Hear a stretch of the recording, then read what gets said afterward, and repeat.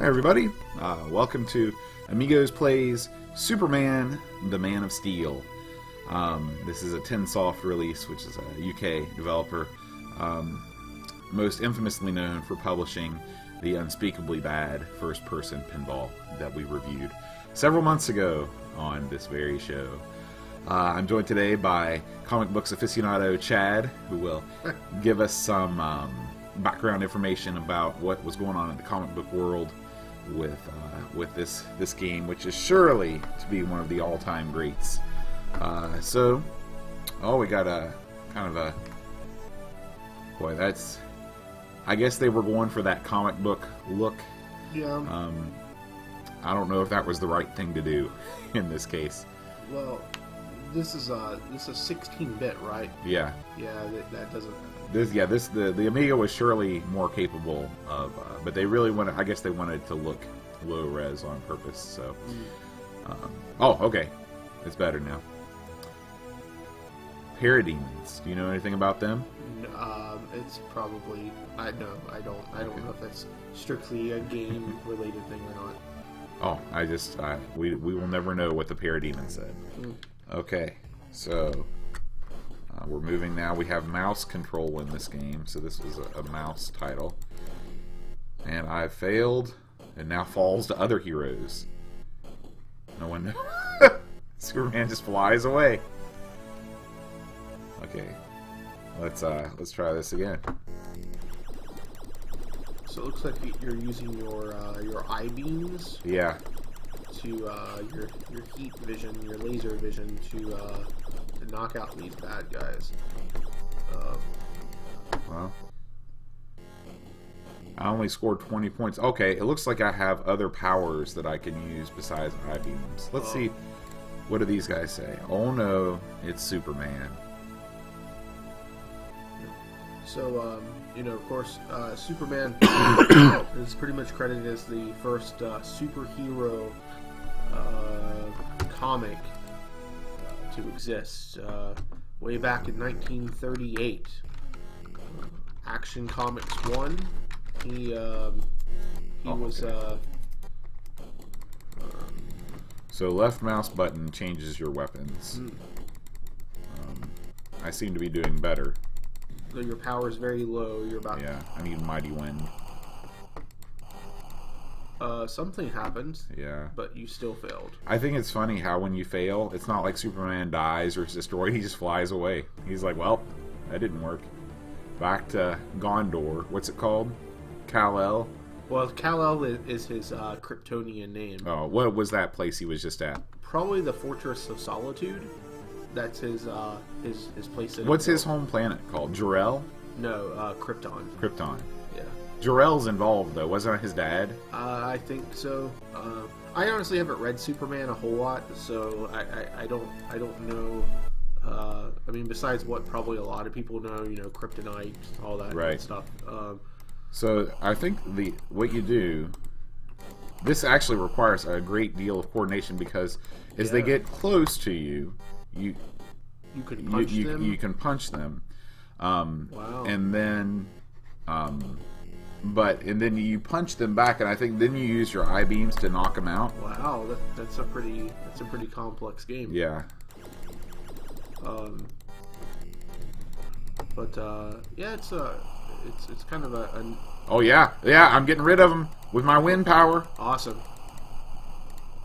That's awesome. That's right. So that seems to be. Don't even mess. Much better way. Yeah. Well, that's good. You just keep blowing them back. Yep. These powers, he originally didn't start that way. He was originally pretty much just a really strong guy. Mm-hmm. It wasn't until it was many years later when they decided he was going to be able to fly, and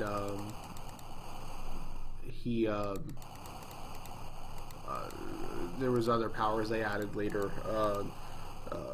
and one of the things that they eventually added was the kryptonite vulnerability. But when he first came out, he was pretty much a really strong guy who was kind of invulnerable to stuff like bullets and things. And he jumped, he didn't fly, but it was harder to draw jumping than it was flying. And so they created the idea that he could fly and stuff. All right, so here's something else that I've learned about this game. When I'm blowing these guys back, I'm not really doing anything.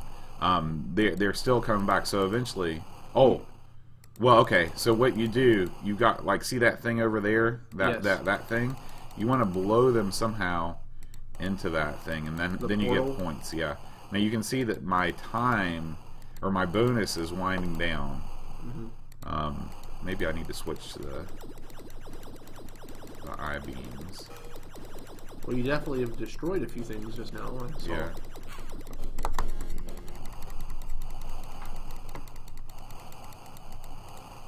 So, okay. So what you do is you use your I-beam, or you use your I-beams to destroy as many as you can. Then when your power gets low, you switch over to the wind, and then you blow them back. That's the basic idea. Okay. We'll give this one more shot. This is definitely I'm more inclined to keep playing this game because it seems to have it just seems to be a better game. Sure. Than now.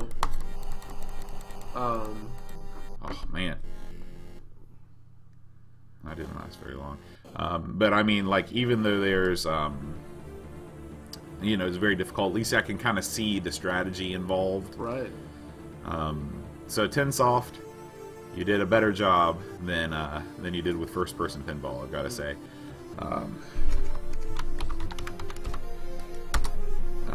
You want to give it a shot? No, I think I'll just be content to watch these. Watch the awesome. There was somebody that commented on one of the videos that we should give you a chance to play on the last video that you were on. So oh, really? I just want to placate that commenter. Oh well, they can they can know that you don't feel left out. No, I'm much more inclined to watch. For people watching these things, that's actually been pretty much the history of most of the game stuff that's went on in the past. Things like Super NES and that sort of stuff. Was I'd go over to John's house and now I'd play things like Mario Kart and stuff and Killer Instinct. But if he was playing like Addams Family, I would just sit back and watch. I've actually never played that game at all, and I'm okay with that because I certainly wouldn't do nearly as well as you would on it. So it's amazing how fast you can die in this game. That's true. So you really want to start right in with the wind, I guess.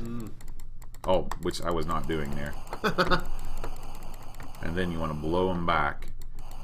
And then what is the top left symbol thing for? That is like your flight power, but you can't select it. Because I'm guessing you probably are always flying. Yeah, I guess you're always flying, which makes you wonder why they even put that in the game. That is weird. It's also weird that there's a time. So it says time 9:07. Right. Like, it makes you wonder where that comes into play later on. Yeah. But I was trying to look up before we started, look up the cover artist for it, and probably someone who knows more Superman could tell me. I don't think it's Neil Adams because I don't know if he worked on Superman in the 70s, but it just kind of feels something like that because he was definitely a DC artist in the 70s and the 80s. But the cover art is 82, I think, was what the cover art said, and that seems about right. Maybe Byrne or Perez. I don't remember who was working. I'm trying to think about Infinite Crisis, but it definitely feels 70s because he still had that curl thing in the front of his hair. That didn't last much longer than the 80s, right? No, they kind of got rid of that, but it's kind of the quintessential feel of the 70s. Now, does Superman still have that a Superman symbol on his cape like that? Like the yellow. I don't know. I don't think so. I think that's. I don't think that's a thing anymore. I think it's only on the front.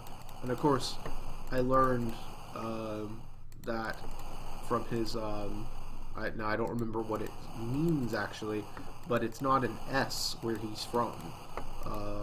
It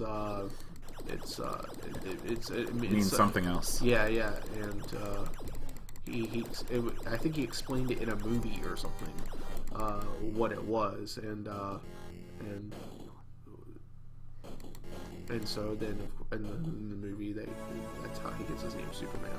Now, that's probably not originally how it was. I think probably back in '38 it was an S for Superman. Right. And as they create more the backstory, they start making all kinds of changes. Well, folks, this was Superman: The Man of Steel. Give it a look if you like Space Harrier clones. It's not terrible. I'm sure if you spend some time with it, you can do better than I have. But this gives you a little bit of a feel for it. Until next time, adios. It was